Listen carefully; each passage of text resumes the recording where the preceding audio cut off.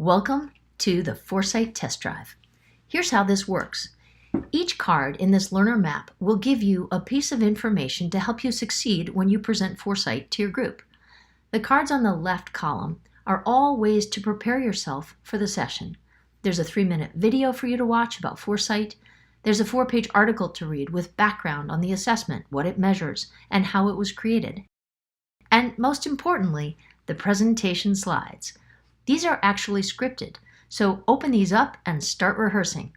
You can print out the slide notes if you want to refer to them during your training session. Every test drive comes with a 30-minute one-on-one coaching call with a FourSight expert. Ask them anything you need about your session and how to make it great. The second column is all about taking the assessment.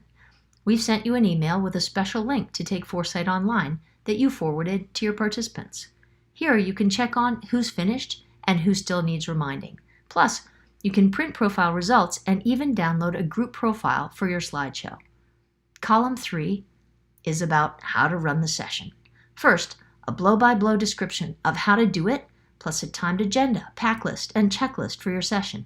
Get expert coaching on how to run the prototype activity for maximum impact. And here, answers to frequently asked questions that'll make you sound really smart in your session.